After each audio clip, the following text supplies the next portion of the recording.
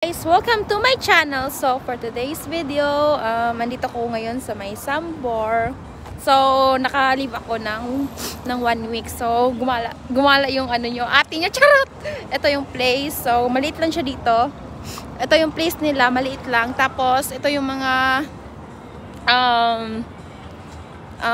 parang ata to, kapihan, diyan kapihan, may ano diyan. Meron ding parang mga store na maliit pero closed na. Alas 7 na. Alas 7 maaga mag-close pa dito. Tapos, ayan. So, ayan guys. So, lalakad ako dito sa may Sambor.